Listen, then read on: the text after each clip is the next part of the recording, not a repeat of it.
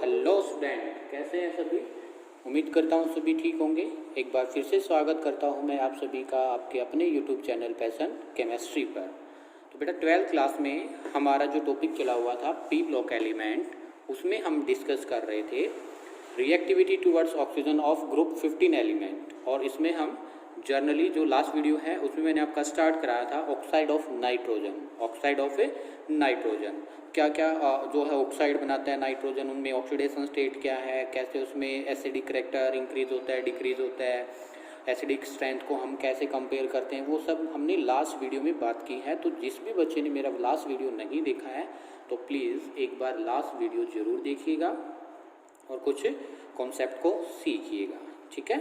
तो चलिए आज का वीडियो हम स्टार्ट करते हैं। स्टार्ट करने से पहले सभी बच्चों को मैं कहना चाहूँगा कि आप अपने पास पेन और नोटबुक रखें, अपने नोट्स को उससे प्रिपेयर करें। क्लियर है। तो कल मैं एक बार बता देता हूँ आपको, मैंने कल किस ऑक्साइड के बारे में आपको डीपली बताया था या हमने डिस्कशन किया था। तो जैसे मैंने बताया था N2O, ठीक है। नाइट्रस ऑक्साइड के बारे में मैंने लास्ट वीडियो में बता रखा है। नाइट्रस ऑक्साइड, इसकी स्ट्रक्चर क्या होती है, प्रिपरेशन कैसे करते हैं, प्रॉपर्टीज़ क्या है, ठीक है, और इसके यूज़ क्या है, वो मैंने लास्ट वीडियो में बताए हैं। और इसका एक अदर नेम भी था जिसको हम लाफिंग गैस कहते हैं। ओके, क्लियर है, इज दैट क्लियर। ठीक है, आज हम डिस्कस करते हैं अदर ऑक्साइड के बारे में। और उनका डिस्कशन करने से पहले मैं आपको एक बात इम्पोर्टेंट और बताना चाहूँगा जो कि बहुत मोस्ट इम्पोर्टेंट है और काफ़ी यूज़ में भी आएगी और कॉम्पिटिटिव एग्ज़ाम में उसके आपसे क्वेश्चन भी पूछे जाते हैं। क्लियर है। तो चलिए स्टार्ट करते हैं। वो बात आपको याद रखनी है, तो स्टार लगा करके ये बात आप बिल्कुल नोट कर लीजिएगा, काफ़ी काम आएगी आपकी ये बात, ठीक है। तो एक बात है आपकी, क्या है, जैसे आपके पास है कोई एलिमेंट ई, ठीक है, उसको मैं ई से रिप्रेजेंट करूँगा। तो इसमें मैं क्या कंपेयर करने वाला हूँ, एक ऑक्सीडेशन स्टेट, ठीक है। अगर आपकी एलिमेंट की ऑक्सीडेशन स्टेट, तीन केस बनने वाले हैं। फर्स्ट केस में अगर जो एलिमेंट की ऑक्सीडेशन स्टेट है, एलिमेंट ऑक्सीडेशन स्टेट, वो क्या है, लेस देन, कम है किससे, उसकी जो मैक्सिमम ऑक्सीडेशन स्टेट है उससे। मतलब आपको अगर ऐसा बताया गया हो कि जो नाइट्रोजन है, जैसे नाइट्रोजन मैंने बताया था मैक्सिमम ऑक्सीडेशन स्टेट कितनी शो कर सकता है, 5। कितनी शो कर सकता है, 5, लेकिन वो उससे कम शो करे, ये वाला केस है। क्लियर है। तो उसमें देखो, ये जो मैं आपको बताने वाला हूँ 3 पॉइंट के बाद, तब मैं आपको बताऊंगा इन 3 पॉइंट से क्वेश्चन कैसे बनते हैं। तो उस केस में जो आपका है, अगर एलिमेंट की ऑक्सीडेशन स्टेट क्या है, less than maximum oxidation state, यानी कि मैक्सिमम ऑक्सीडेशन स्टेट ज़्यादा है और जो एलिमेंट की ऑक्सीडेशन स्टेट है वो क्या है, कम है। तो उस टाइम पर आपका क्या होगा, एलिमेंट ई और एलिमेंट ई के बीच में बॉन्ड होगा। ये बॉन्ड एलिमेंट क्या होगा, उसमें बॉन्ड फॉर्म होगा, ठीक है। एलिमेंट की बॉन्ड की फॉर्मेशन होगी। सेकंड केस, अगर आपकी एलिमेंट की जो ऑक्सीडेशन स्टेट है वो इक्वल हो मैक्सिमम ऑक्सीडेशन स्टेट के, मैक्सिमम ऑक्सीडेशन स्टेट की इक्वल है, तो उस टाइम पर अगर उसमें ऑक्सीजन प्रेजेंट है कंपाउंड में, तो क्या होगा, उसमें जो ऐसे element oxygen element bond form होगा। एक तरीके से ट्रिक है ये, बहुत अच्छी, देखना आप क्वेश्चन कैसे सॉल्व करोगे। क्लियर है। अगर आपके पास ऐसे है कि एलिमेंट की जो ऑक्सीडेशन स्टेट है, एलिमेंट की जो ऑक्सीडेशन स्टेट है वो ज़्यादा है उसकी मैक्सिमम ऑक्सीडेशन स्टेट। देखो ऐसा एक्सपेरिमेंटली आप कह सकते हैं सत्य नहीं है, ट्रू नहीं है, फॉल्स है ये, ठीक है। एक्सपेरिमेंटली तो फॉल्स है, लेकिन थ्योरेटिकली ये हो सकता है। अभी एग्जांपल्स भी आपको बताने वाले हैं। तो इस केस में आपका क्या होगा, जो आपका बॉन्ड बनेगा एलिमेंट ऑक्सीजन एलिमेंट, यानी कि इस टाइप के बॉन्ड को ऑक्सीजन के बीच में बॉन्ड हो, तो आपने 11th क्लास में सीखा होगा, उसको हम पर ऑक्साइड बॉन्ड कहते हैं। कौन सा बॉन्ड कहते हैं, पर ऑक्साइड बॉन्ड की फॉर्म होगी, ठीक है, bond form. Is that clear. तो इस तरीके से आप इसको पता कर सकते हैं। अब इसका एग्जांपल देखिए, मैं क्या मीनिंग है कि एलिमेंट की जो ऑक्सीडेशन स्टेट है वो ज़्यादा है उसकी मैक्सिमम ऑक्सीडेशन स्टेट से। देखो आपके पास ये फॉर्मूला है H2O7। एक तो ये फॉर्मूला आपके पास और एक ये फॉर्मूला है H2O8। Is that clear? Clear है। अब मैं कहता हूँ कि सल्फर पर आप ऑक्सीडेशन स्टेट निकाल के दिखाओ, तो आप कैसे करोगे? वही X वाला फॉर्मूला अप्लाई करोगे। तो X वाला फॉर्मूला अप्लाई करोगे तो कैसे निकालोगे? सल्फर पर हमें निकालनी है ऑक्सीडेशन स्टेट, और ये कितने सल्फर? 2। एक ऑक्सीजन पर कितना चार्ज होता है? -2, लेकिन है हमारे पास 7। और एक हाइड्रोजन पर कितना चार्ज होता है? +1, लेकिन कितने हैं? 2। तो इसको मैं +1 × 2, ठीक है, ऐसे लिख सकता हूँ। क्लियर है? तो इस इक्वल टू 0। आप इसको सोल्व करोगे तो क्या आएगा? +2 + 2x - 14 = 0। इसको सोल्व करोगे तो क्या आएगा बोलिए? 2x = 14। ये माइनस का है, इक्वल टू उधर जाके क्या हो जाएगा? प्लस। तो 14 माइनस ये प्लस का है 2, उधर जाके किसका हो जाएगा? माइनस का। तो कितना आया बोलिए? 2x = 12। x की वैल्यू कितनी आएगी? 12 / 2 = 6। यानी कि एक ऑक्सीजन पर कितना चार्ज आया है? 6। अब देखो, आपको पता है जो सल्फर है वो मैक्सिमम ऑक्सीडेशन स्टेट शो कर सकता है, वो +6 ही कर सकता है। कितनी कर सकता है? +6। तो मतलब एलिमेंट की जो ऑक्सीडेशन स्टेट है वो मैक्सिमम ऑक्सीडेशन स्टेट के इक्वल है। तो इसमें कैसा बॉन्ड होगा? आपसे यही पूछता है, बताइए कि आपको मॉलिक्यूल्स दे देगा और उसमें पूछेगा कि बताओ किसमें सल्फर ऑक्सीजन सल्फर बॉन्ड है। कैसे कहेगा? एलिमेंट इसमें सल्फर है, ऑक्सीजन एलिमेंट बॉन्ड है। क्लियर है? आपसे ऐसे क्वेश्चन करेगा तो आप इसमें बताएंगे कि इसमें जो सल्फर ऑक्सीजन सल्फर इस टाइप से बॉन्ड प्रेजेंट होगा, मतलब कि आपकी सेकंड कंडीशन बनेगी। ऐसे ही जल्दी से कमेंट बॉक्स में मेरे को इसका मेंशन करो कि ऑक्सीडेशन स्टेट कितनी आएगी, ऑक्सीडेशन स्टेट कितनी आएगी जल्दी से। तो आप इसमें निकालना कोशिश करना। तो निकाल लिया? ठीक है, हो गया होगा कैलकुलेट। वीडियो को पॉज करके किया होगा आपने, ठीक है। चलिए, तो इसमें मैं डायरेक्ट लिख रहा हूँ कि आपने क्या लिखा होगा? +2 + 2x माइनस, इसमें क्या है? एक ऑक्सीजन पर -2 होता है कितने? 8 = 0। इसको सोल्व करोगे तो आपके लिए x की वैल्यू कितनी आएगी बोलिए? 14 / 2। तो कितना आएगा बोलिए? 7। कितनी ऑक्सीडेशन स्टेट आई? 7। तो देखो ये आपकी जो +7 ऑक्सीडेशन स्टेट आई है इस सल्फर पर, ये जो आपकी ऑक्सीडेशन स्टेट है ये थ्योरेटिकल। क्लियर है? और ये कैसा बना? जो एलिमेंट की ऑक्सीडेशन स्टेट है अगर वो ज़्यादा है, मैक्सिमम कितनी होती है सल्फर की? 6, लेकिन यहाँ पर कितनी है? 7। तो इसमें क्या होगा? अंडरस्टूड बात होगी कि हमारा जो बॉन्ड बनेगा वो कैसा आया होगा कि इसमें जो स्ट्रक्चर में सल्फर ऑक्सीजन ऑक्सीजन सल्फर इस टाइप की लिंकेज प्रेजेंट होगी, इस टाइप की लिंकेज प्रेजेंट होगी। और इसकी कंप्लीट स्ट्रक्चर आपकी देखो ये बन जाएगी। कंप्लीटली स्ट्रक्चर जो है H2SO4 H2SO8 ये स्ट्रक्चर हो जाएगी। That clear? तो ये आपका क्या है? आगे बहुत ही काम आएगा। इस वजह से मैंने आपको ये कह सकते हो आप बिल्कुल ट्रिक बताई है, और इस ट्रिक से आप डायरेक्ट क्वेश्चंस अच्छे से टैकल कर सकते हैं। ओके, लिख लीजिए एक बार। समझ आया? वो जो ऊपर रूल बताए मैंने कहाँ पर अप्लाई करेंगे। तो चलिए हम अब बात करते हैं सेकेंड ऑक्साइड की। सेकेंड NO,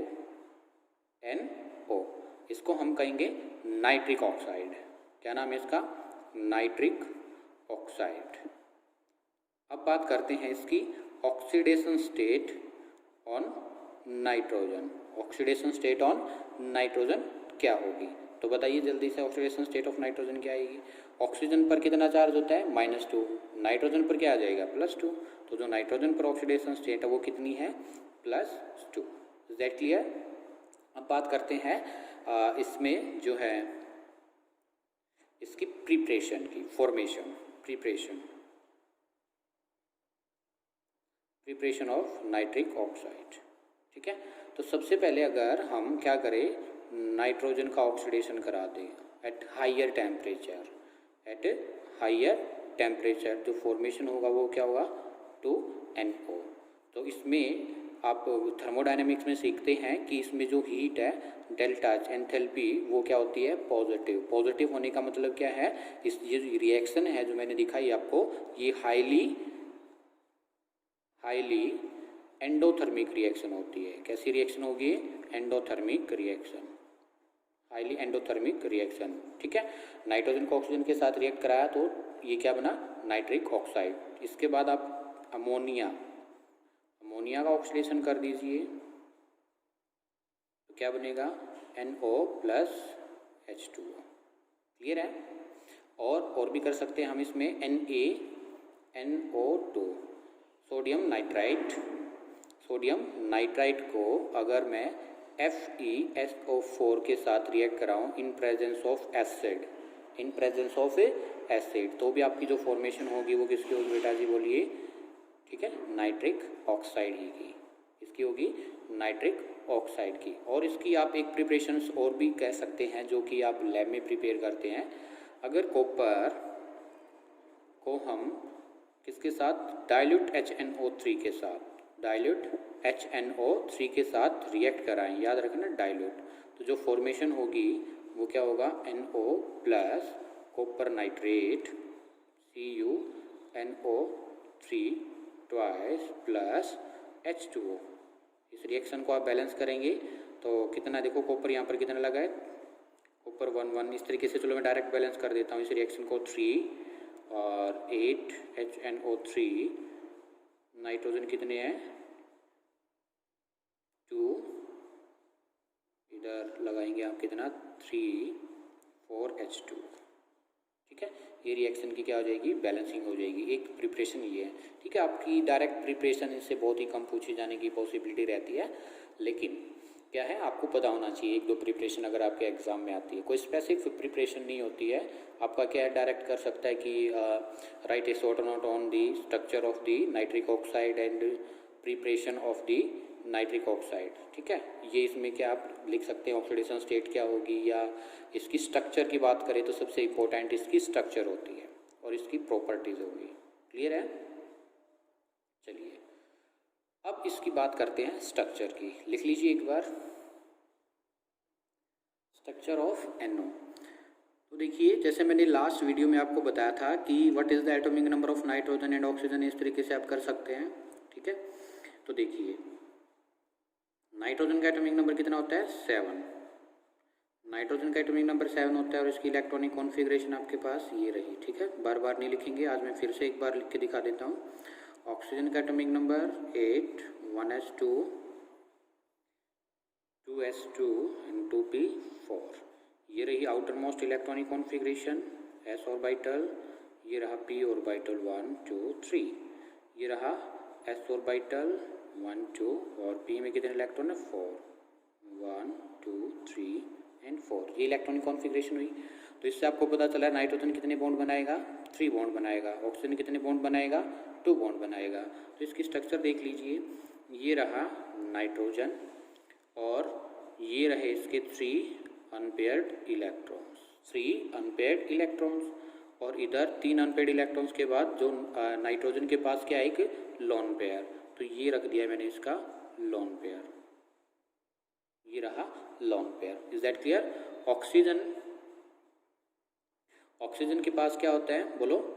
ऑक्सीजन के पास 2 लोन पेयर होते हैं और 2 अनपेयर्ड इलेक्ट्रॉन्स होते हैं। ये क्या है लोन पेयर। क्लियर है? देखो इतने पास वैसे नहीं दिखाना चाहिए, थोड़ा सा दूर दिखाना चाहिए। तो देखो ये 2 बॉन्ड तो आप कहेंगे सर ये रहा 2 बॉन्ड तो इसने बना लिए, अगर हम ऐसे ही तीसरा बॉन्ड भी बनाने लग जाए तो इज़ दैट पॉसिबल? आप कहोगे सर ये पॉसिबल नहीं है। तो पॉसिबल नहीं है तो हम इसको कैसे दिखाते हैं? इसको हम ऐसे भी दिखा सकते हैं, ये लोन पेयर इलेक्ट्रॉन्स और ऑक्सीजन जी, और इसके पास एक ऑक्सीजन के ये रहा 1 लोन पेयर, ये रहा 2nd लोन पेयर और ये 2 अनपेयर्ड इलेक्ट्रॉन्स। और इसमें जो एक बॉन्ड होता है वो इस टाइप से होता है कि उसमें 3 इलेक्ट्रॉन्स प्रेजेंट होते हैं। कितने इलेक्ट्रॉन्स प्रेजेंट होते हैं?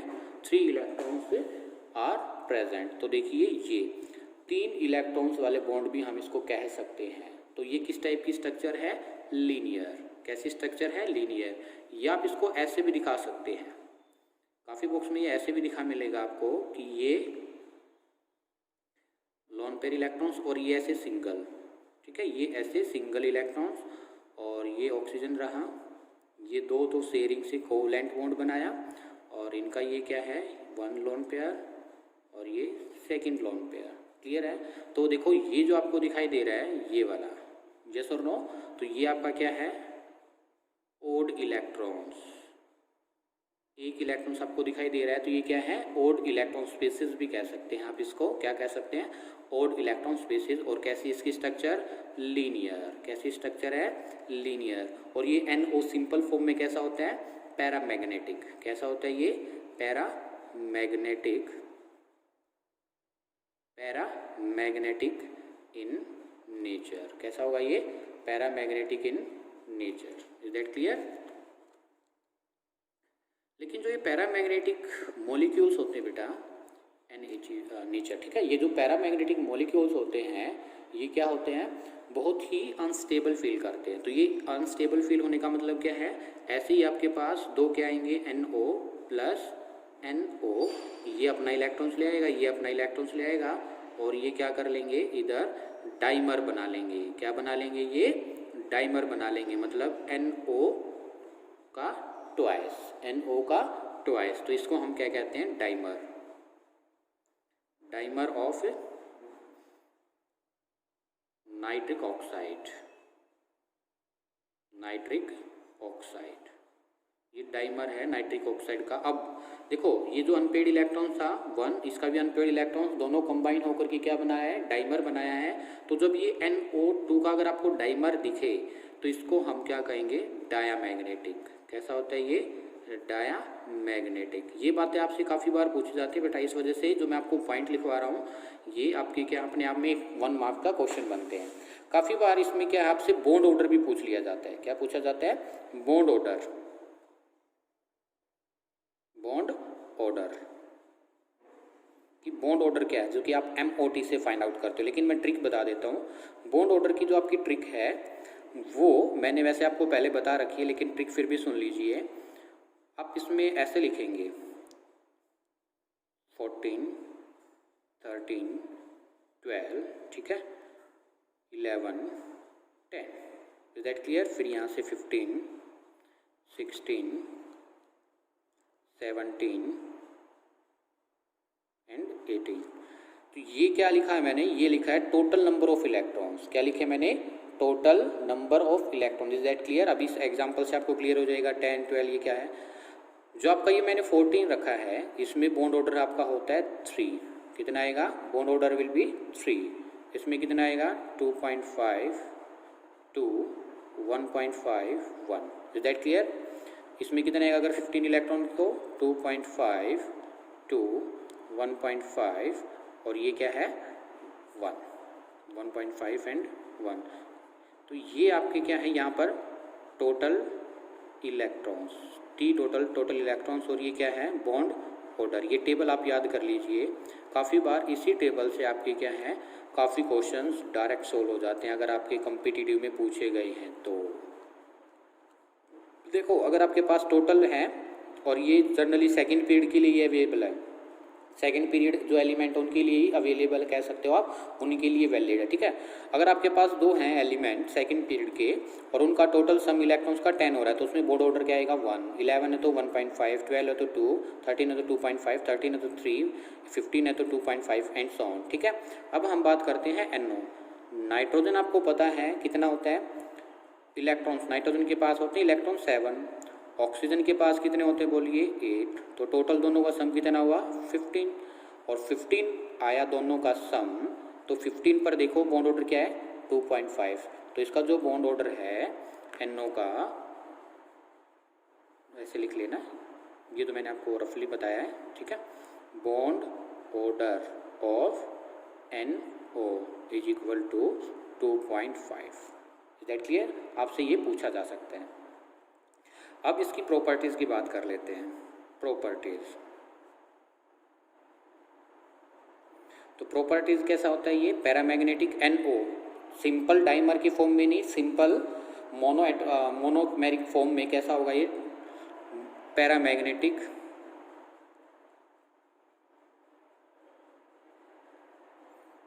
इन मोनोमेरिक फॉर्म,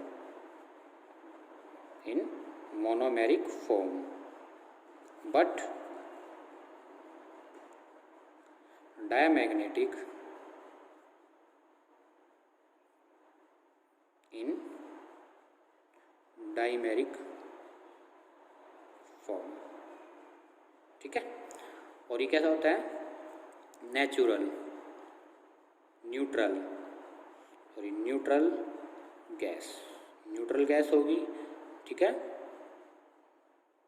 और ये भी ये लिख लेना आपकी ये जो पैरामैग्नेटिक इन मोनोमेरिक फॉर्म की, ये जो आपका है जो पैरामैग्नेटिक किस फॉर्म में होगा, अगर आपको NO गैसियस फॉर्म में दे रखा है तो देखो डाइमर तो किस फॉर्म में होगा, ये सॉलिड और लिक्विड में।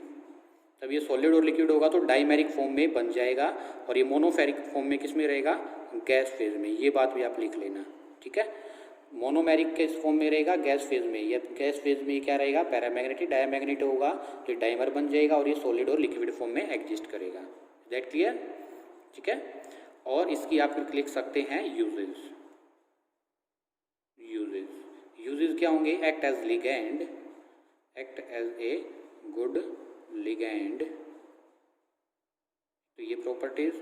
और used as a catalyst, used as a catalyst due to presence of a unpaired electrons, due to presence of a unpaired electrons. Clear है, लिख लीजिए जल्दी से एक बार।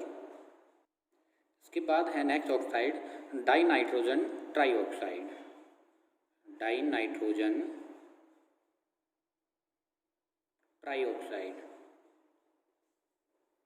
अगर हम इसमें ऑक्सीडेशन स्टेट की बात करें तो बताइए कितना होगा। एक ऑक्सीजन पर कितना होता है, -2, 6 है। एक ऑक्सीजन पर -2 है तो 3 पर कितना हो जाएगा, -6। और यहाँ पर नाइट्रोजन पर एक के इससे कितना आएगा, +3। देखो कैसे निकाल के एक्स करके निकाल सकते हो आप। एक्स जिस पर चार्ज निकालना है कितने, 2। एक ऑक्सीजन पर -2 होता है कितने, 3 = 0। 2x - 6 = 0। 2x = 6 प्लस इधर जाके इक्वल टू प्लस का हो जाएगा, और x = 6 / 2 तो कितना है, एक ऑक्सीजन पर +3 चार्ज। तो ऑक्सीडेशन स्टेट कितना है इस पर, ऑक्सीडेशन स्टेट ऑन नाइट्रोजन कितना है बोलिए, +3। कितना है, +3। इज दैट क्लियर, ठीक है। अब बात करते हैं इसकी प्रिपरेशन।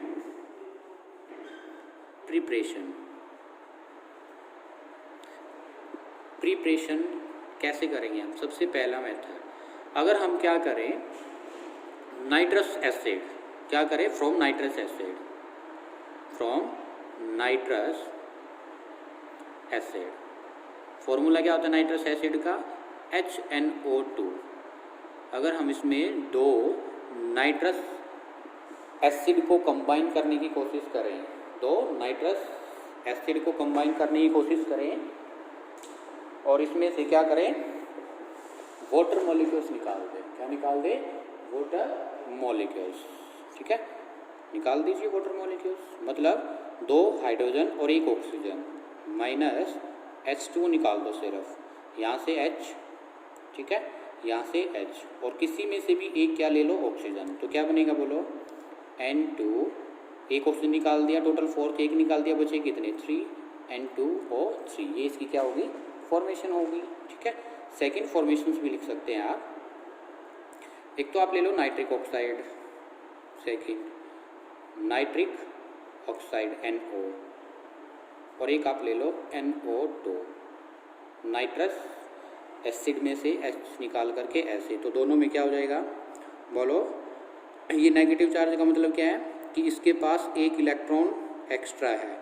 इस यहाँ पर भी आपको पता है, अभी भी पीछे नाइट्रिक ऑक्साइड का आपने पढ़ा था कि इसके पास भी एक इलेक्ट्रॉन्स क्या होता है, एक्स्ट्रा होता है। तो ये यहाँ से इसके साथ कंबाइन कर लेगा और क्या बना लेगा, देखो ये अपना इलेक्ट्रॉन्स लेके आएगा, ये अपना इलेक्ट्रॉन्स लेके आएगा, तो क्या बन जाएगा, N2, ऑक्सीजन कितने हैं, 3। क्लियर है, तो आप ऐसे भी प्रिपरेशन इसकी कर सकते हैं। Is that clear. अब बात करते हैं इसकी प्रॉपर्टीज़ की, इसकी बात करते हैं प्रॉपर्टीज़ की। स्ट्रक्चर की कर लेते हैं सबसे पहले, स्ट्रक्चर। अब इसमें आपको क्या पता होना चाहिए, जो मैंने ऊपर रूल बताए थे, जो आज मैंने वीडियो के स्टार्टिंग में बताए थे, एलिमेंट की ऑक्सीडेशन स्टेट है वो मैक्सिमम ऑक्सीडेशन स्टेट से ज़्यादा है या कम है। If oxygen is present then this above rule will be valid. Okay, तो स्ट्रक्चर्स की बात करते तो सबसे पहले इसमें हमने आपको बताया कितना था, +3। तो +3 ऑक्सीडेशन स्टेट है, तो स्ट्रक्चर की बात करेंगे तो कैसे पता लगाएं कि इसमें जो ऑक्सीजन है वो क्या है आपका एलिमेंट एलिमेंट बॉन्ड होगा या नाइट्रोजन ऑक्सीजन बॉन्ड होगा, कैसे होगा? +3 ऑक्सीडेशन स्टेट है, तो कौन सा केस बन रहा है? क्या इसमें फर्स्ट केस बन रहा है कि जो है आपकी एलिमेंट की ऑक्सीडेशन स्टेट है वो क्या है, कम है किससे?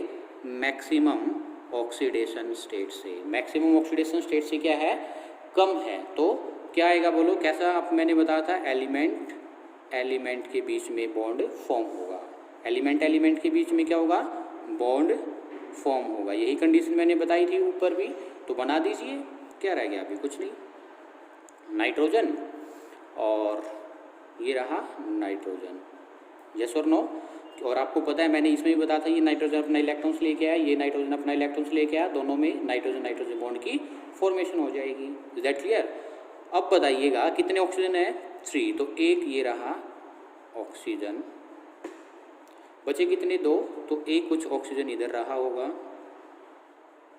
और एक जो ये लोन पेयर इलेक्ट्रॉन्स होता है, ये क्या किया होगा, नाइट्रोजन ने अपने लोन पेयर इलेक्ट्रॉन्स ऑक्सीजन को डोनेट कर दिए होंगे। ठीक है, यानी कि कोऑर्डिनेट बॉन्ड बना दिया होगा। कैसा बॉन्ड बना दिया होगा? कोऑर्डिनेट बॉन्ड बना दिया होगा। Is that clear? अब बात करते हैं इसमें बॉन्ड एंगल की। ये जो एंगल दिखाई दे रहा है ये वाला, ये बॉन्ड एंगल कितना होगा? तो सबसे पहली बात इसमें आपको क्या पता होना चाहिए? हाइब्रिडाइजेशन। क्या पता होनी चाहिए इसकी? हाइब्रिडाइजेशन। तो बताइए हाइब्रिडाइजेशन क्या होगी? नाइट्रोजन आपने हाइब्रिडाइजेशन कैसे निकाली होगी? मैंने ट्रिक तो बता रखा है। आप टोटल क्या कर लो, हाइब्रिडाइजेशन तो निकालोगे, bond pair electrons plus lone pair electrons को कंबाइन करके आप क्या निकालते हो? हाइब्रिडाइजेशन। और याद रखना, pi bond does not count in hybridisation. जो पाई बॉन्ड है ऐसे लिख लेना, pi bond do not used for hybridisation. Pi bond को हम हाइब्रिडाइजेशन में यूज नहीं करेंगे, मतलब उसको अगर कैलकुलेट करना है हाइब्रिडाइजेशन को तो पाई बॉन्ड को यूज़ नहीं करेंगे। ठीक है, अब इस वाला जो मैंने स्टार किया है, ये जो मैंने स्टार किया है, इन पर मैंने हाइब्रिडाइजेशन फाइंड आउट करनी है। तो नाइट्रोजन की या तो आपको क्या पता होना चाहिए? Bond pair electrons. Bond pair electrons का मतलब कितने बॉन्ड है, कौन से बॉन्ड? Covalent bond. तो देखो कोवलेंट बॉन्ड इस नाइट्रोजन ने कितने बनाया? 1 2 3। एक तो पाई बॉन्ड है ना, तो 3, यानी कि 3 इसमें क्या है? Bond pair. और लोन पेयर कितना है? 0। अगर 3 बॉन्ड पेयर इलेक्ट्रॉन है तो उसमें आप एक S यूज करते हो और 2 P यूज करते हो, तो sp2 हाइब्रिडाइज होगा। ये क्लियर है? क्या होगा? sp2 हाइब्रिडाइज होगा। क्लियर है? अब इसमें बताओ, ये नाइट्रोजन जो मैंने स्टार लगाया है 1 2, एक पाई बॉन्ड है। 2 अगर आपके पास डबल बॉन्ड दिखाई दे तो उसमें एक ही पाई होता है और एक कोवलेंट होता है। तो इसमें 1 2, तो इसमें क्या है?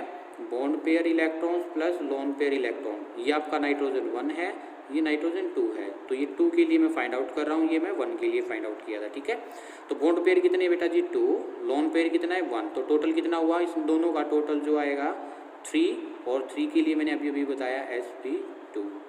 कैसा है? sp2 हाइब्रिडाइज है। Is that clear? Very good. ठीक है, तो ये भी sp2 हाइब्रिडाइज है। अब ये एंगल जो आपको पता है sp2, अगर आपके पास हाइब्रिडाइजेशन है तो एंगल जो आपका आना चाहिए वैसे तो नेचुरली 120 आना चाहिए। कितना आना चाहिए? 120 आना चाहिए।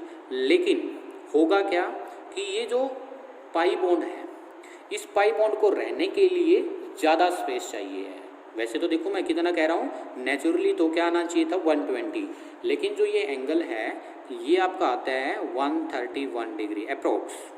इसको 130 से या 136 की इसी के बीच में मैंने कोई वैल्यू ले ली, इतना ही आता है। आपके एग्जाम में यही वैल्यू दी मिलेगी, या तो 130 131 2 3 4 5 6 तक वेरिएबल आ सकता है।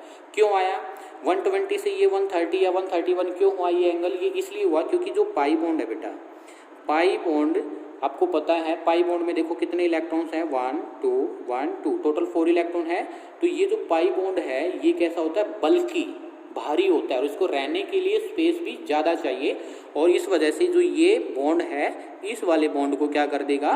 रिपेल करके दूर भेज देगा। आपने क्या है वेस्पर थ्योरी पढ़ी थी। वेस्पर थ्योरी में मैंने आपको इधर देखो साइड में बताया था कि सबसे ज़्यादा जो रिपल्सन होती है लोन पेयर इलेक्ट्रॉन्स में होती है। किस में होती है? लोन पेयर में होती है। उसके बाद बॉन्ड पेयर और लोन पेयर में होती है। उसके बाद बॉन्ड पेयर बॉन्ड पेयर में रिपल्शन होता है। ये मैंने वेस्पर थ्योरी में आपने पढ़ा होगा, या मेरी वीडियो भी देख सकते हैं आप 11th क्लास की वेस्पर थ्योरी पार्ट 1 या 2 मैंने करके डाल रखी है अपने चैनल पर। Is that clear? तो ये लोन पेयर इलेक्ट्रॉन्स, ये बॉन्ड पेयर इस तरीके से। तो ये आप मान सकते हैं कि जो ये पाई बॉन्ड है ये लोन पेयर का काम करता है। किसकी काम करता है? ये लोन पेयर का काम करता है, और इसको रहने के लिए ज़्यादा स्पेस भी चाहिए होता है। Is that clear? ठीक है। अब इसमें एक क्वेश्चन और भी बनता है, इसमें एक क्वेश्चन और बनता है, वो क्या सुनिएगा। इसमें आपको 3 टाइप के बॉन्ड दिखाई दे रहे हैं। कितने टाइप के बॉन्ड दिखाई दे रहे हैं? 3 टाइप के, double bond, single bond and coordinate bond. इसमें आपसे पूछता है कि बताइए कौन सा बॉन्ड जो है, ये बात क्लियर हुई, ये बॉन्ड एंगल के बारे में बात हुई।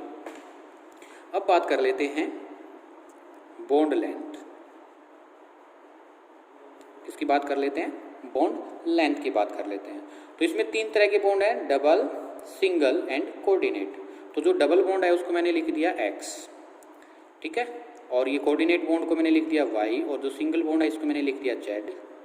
Is that clear? और इसको भी आप लिख सकते हैं x, y, z, कुछ भी लगा लीजिए, सेम है। ये x डैश लिख दिया मैंने। तो काफ़ी बार आपसे कहता है कि इसमें बताइए बॉन्ड लेंथ कौन सी ज़्यादा होगी, बॉन्ड लेंथ कौन सी ज़्यादा होगी। तो आपको पता है पाई बॉन्ड स्ट्रॉन्गर बॉन्ड होता है देन सिंगल बॉन्ड, और जितना स्ट्रॉन्ग बॉन्ड होगा उतनी ही लेंथ क्या होगी? कम होगी। लेंथ क्या होगी? कम होगी। ध्यान रखना ये बात। ये क्वेश्चन क्यों बता रहा हूँ? क्योंकि ये 1 मार्क्स में क्वेश्चन पूछे जाने की पॉसिबिलिटी ज़्यादा रहती है आपके कॉम्पिटिटिव में या बोर्ड एग्जाम में, ठीक है। तो जो डबल बॉन्ड होता है ये स्ट्रॉन्गर बॉन्ड होता है देन सिंगल बॉन्ड, और जो बॉन्ड जितना ज़्यादा स्ट्रॉन्ग होगा उसकी लेंथ उतनी ही कम होगी। लिखो अभी, तो जो x है और x डैश है ये सबसे कम बॉन्ड लेंथ के होंगे। फिर जो सिंगल बॉन्ड है ये मैंने क्या कहा? z, सबसे ज़्यादा z की हो जाएगी सिंगल बॉन्ड की, और ये कोऑर्डिनेट बॉन्ड बनता है इसकी मिड में आ जाएगी यानी कि y। तो सबसे ज़्यादा लेंथ होगी वो z की होगी, फिर y की होगी, और सबसे कम x और x डैश की हो जाएगी, क्योंकि तो डबल बॉन्ड है। क्लियर है? तो आपसे ये क्वेश्चन भी पूछ लिया जाता है बेटा। इसके बाद नेक्स्ट, इसी का आपका क्या पूछते हैं, कई काफ़ी बार क्वेश्चन भी पूछ लिया जाता है। नीट में पूछा गया है कि जो डाई नाइट्रोजन ट्राईऑक्साइड का है जो N2O3 है, इसका कलर कैसा होता है। तो इसका जो कलर है, प्रॉपर्टीज़ की बात करते हैं अब। जो प्रॉपर्टीज़ है N2O3, ये ब्लू कलर का सॉलिड होता है, ब्लू कलर सॉलिड या लिक्विड फॉर्म में भी प्रेजेंट होता है। ब्लू कलर का सॉलिड या लिक्विड होगा क्योंकि डाइमर है एक तरीके से, और कैसा होता है ये? Acidic in nature. आपकी सिर्फ 3 ही जो गैस हैं वही न्यूट्रल होती है, carbon dioxide, nitric oxide and nitrous oxide. ये न्यूट्रल गैस 3 ही हैं, ठीक है। तो ये इसकी क्या हुई? प्रॉपर्टीज हुई। Is that clear? उम्मीद करता हूँ आपको N2O3 भी अच्छे से क्लियर हुआ होगा। इसके बाद है NO2, nitrogen dioxide. Fourth, nitrogen dioxide,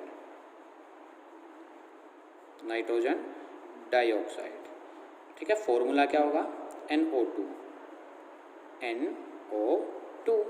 ठीक है। अब इसकी प्रिपरेशन कर लेते हैं। सबसे पहले अगर हम कॉपर को कंसंट्रेटेड HNO3, याद रखना कंसंट्रेटेड, मैंने पहले क्या लिखा था? डाइल्यूट। इसके साथ रिएक्ट कराते हैं तो फॉर्मेशन होता है copper NO3 twice plus 2NO2 plus H2O, clear है। फिर इसकी बात करते हैं स्ट्रक्चर की। तो स्ट्रक्चर जो इसका होता है बेटा, वो जो स्ट्रक्चर होगा वो कुछ बेंड शेप होगा, नॉट लीनियर। कैसा होगा? इस टाइप से स्ट्रक्चर होगा इसका, बेंड। कितना होगा? बेंड। और देखो इसके 3 बॉन्ड इसके पास क्या है? एक ही इलेक्ट्रॉन है ये, और इसको हम कहेंगे ओड इलेक्ट्रॉन्स। क्लियर है? अब ये जो इलेक्ट्रॉन है ये क्या करता है? आपका हाइब्रिडाइजेशन में पार्टिसिपेट करता है। ओड इलेक्ट्रॉन्स क्या करता है? काफ़ी बार याद रखना, देखो लोन पेयर को तो हम हाइब्रिडाइजेशन में काउंट करते ही करते हैं, लेकिन जो आपका सिंगल इलेक्ट्रॉन है ये हाइब्रिडाइजेशन में पार्टिसिपेट करेगा या नहीं करेगा वो डिपेंड करता है। वो क्या करता है? डिपेंड करता है। तो जैसे मैं आपको अगर सबसे पहले हमने स्टार्ट किया था, अगर उस वाले में आपको समझाना चाहूँ तो देखिए हमने लिया था NO। क्या लिया था? NO सिंपल, ठीक है। NO में मैंने आपको क्या बताया था, जो इसकी शेप होती है NO में वो लीनियर होती है। देखिए ये रहा NO, इसमें लीनियर होती है ओड इलेक्ट्रॉन्स। तो इसकी जो हाइब्रिडाइजेशन थी वो थी sp। क्या थी? sp। एक तो क्या था इसके पास? लोन पेयर, और एक ही क्या था? Bond pair. 1 lone pair plus 1 bond pair. ये जो था आपका ओड इलेक्ट्रॉन्स, इसको हमने क्या नहीं किया था? हाइब्रिडाइजेशन में काउंट नहीं किया था। हाइब्रिडाइजेशन में काउंट नहीं किया था, ठीक है। लेकिन इसकी इसी वजह से sp है, और sp हाइब्रिडाइजेशन होगी तो उस टाइम पर जो आपका बॉन्ड एंगल है वो 180 होता है, और जो शेप होती है वो कैसी होती है? लीनियर होती है। समझ आया? लेकिन कंडीशन में अभी क्या कहना चाह रहा हूँ कि इस केस में हमारा जो लोन पेयर है वो किस में पार्टिसिपेट करेगा? हाइब्रिडाइजेशन में करेगा। ये करता है डिपेंड। किस पर डिपेंड करता है? जो ये अगर सेंट्रल एटम के साथ एक से ज़्यादा मोर इलेक्ट्रोनेगेटिव एलिमेंट लगे हैं। क्या है? एक से ज़्यादा मोर इलेक्ट्रोनेगेटिव। देखो oxygen is more electronegative than nitrogen, तो 2 लगे हैं, तो उस टाइम पर जो आपका ओड इलेक्ट्रॉन है वो हाइब्रिडाइजेशन में पार्टिसिपेट करेगा। तो देखो कितने बॉन्ड पेयर? 1 और ये 2, तो 2 तो इसके पास क्या है? इधर bond pair plus lone pair हम क्या करते हैं? हाइब्रिडाइजेशन फाइंड आउट करने के लिए अप्लाई करते हैं। तो बॉन्ड पेयर कितने हुए? 2। एक तो ये वाला बॉन्ड रहा, एक ये वाला रहा। कोवलेंट बॉन्ड और कोऑर्डिनेट बॉन्ड क्या आपका बॉन्ड पेयर में आते हैं। प्लस जो ये 1 इलेक्ट्रॉन है इसको हम 1 लोन पेयर की तरह मानेंगे। क्या कहा मैंने आपको कि अगर आपका जो सिंगल इलेक्ट्रॉन हाइब्रिडाइजेशन में पार्टिसिपेट करेगा तो उसको हम ऐसे ट्रीट करेंगे लोन पेयर। तो टोटल कितना हुआ बोलो? 3। और 3 के लिए आपकी जो हाइब्रिडाइजेशन है वो क्या है? sp2। और sp2 में अगर आपके पास ऐसा आ जाए 2 बॉन्ड पेयर और 1 लोन पेयर, आप वेस्पर थ्योरी पर प्रोसीड कीजिएगा तो उस टाइम पर जो शेप होती है वो होती है बेंट। कैसी होती है? बेंट या वी शेप। बेटा जो भी मैंने अभी बात बताई ना आपको इसके बारे में वो प्लीज़ नोट कर लीजिए, स्टार लगा करके, अलग पेन से, अलग सर्कल करके। क्लियर है? मोस्ट इम्पोर्टेंट काफ़ी बार इसकी हाइब्रिडाइजेशन, इसकी शेप पूछी जाती है। और ये क्यों स्पेशल केस बनता है? क्योंकि इसमें एक ओड इलेक्ट्रॉन हाइब्रिडाइजेशन में पार्टिसिपेट कर रहा है। क्लियर है? और देखो अगर इसके पास ओड इलेक्ट्रॉन है तो ये कैसा होगा? पैरामैग्नेटिक। लिख लीजिए कैसा होगा? पैरामैग्नेटिक।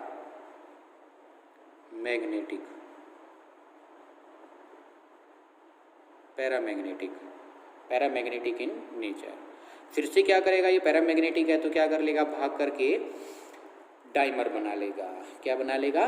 डाइमर बना लेगा। और डाइमर बन के क्या हो जाएगा? ये N2O4 बन जाएगा। क्या बन जाएगा? N2O4। Is that clear?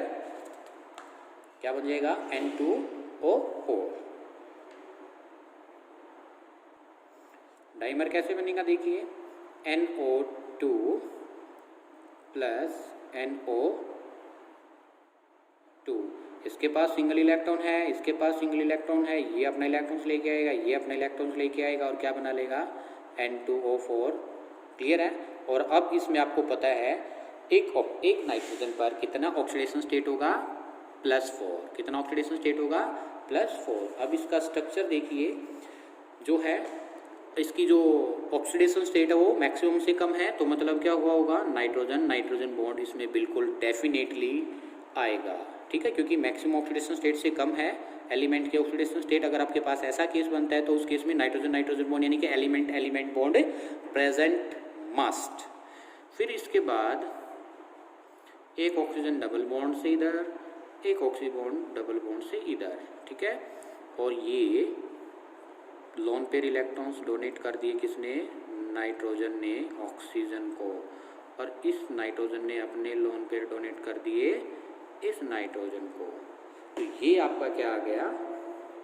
Structure N2O4। काफ़ी बार पूछा जाता है structure theoretically, what is the structure of N2O4। Clear है? ठीक है, चलिए आपसे ऐसे ही मॉलिक्यूल्स दे करके आपसे पूछ लिया जाता है which of the following have nitrogen nitrogen bond, या विच हैव दी, अगर फॉस्फोरस वाले आएंगे which have the phosphorus phosphorus bond, ठीक है। इसके बाद है last N2O5, N2O5 di nitrogen pentoxide, di nitrogen pentoxide, di nitrogen pentoxide.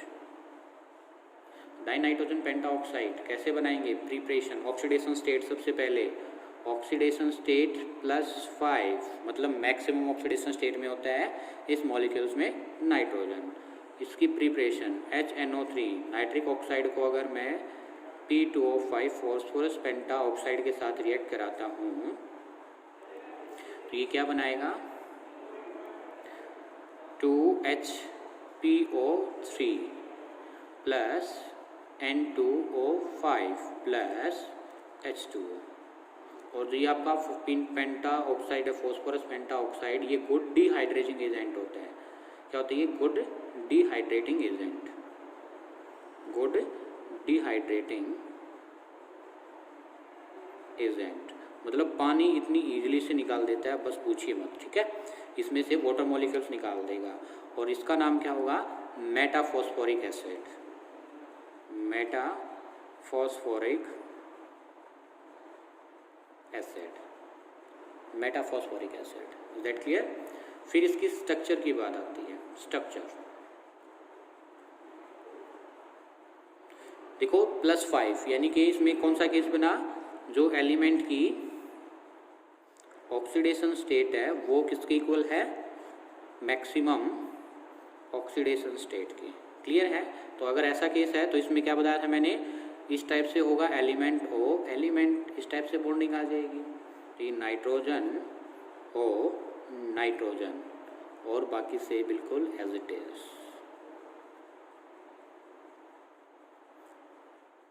Clear है? तो ये इसकी N2O5 की शेप आ जाएगी +5। अगर आप इसमें फिर से वही निकालना चाहो हाइब्रिडाइजेशन 1 2 3, 3 बॉन्ड पेयर है तो sp2, इसमें भी क्या आ जाएगी? sp2 और इसका जो बॉन्ड एंगल है वही 132 या 130 के आसपास ही इसका एंगल आ जाएगा। Is that clear? तो ये क्या थे? Oxide of A nitrogen, oxide of A nitrogen. Is that clear? उम्मीद करता हूँ आपको समझ आया होगा। अगर समझ आया है तो प्लीज़ वीडियो को लाइक कीजिए, शेयर कीजिए और कमेंट में बताइए वीडियो कैसा रहा। क्लियर है?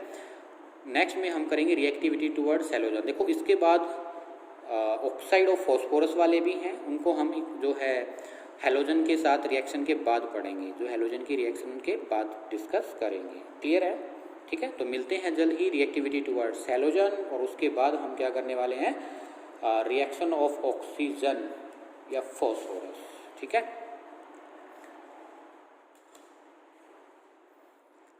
तो उम्मीद करते हैं पसंद आया होगा वीडियो। ठीक है, मिलते हैं जल्दी, तब तक के लिए bye bye, thank you, see you.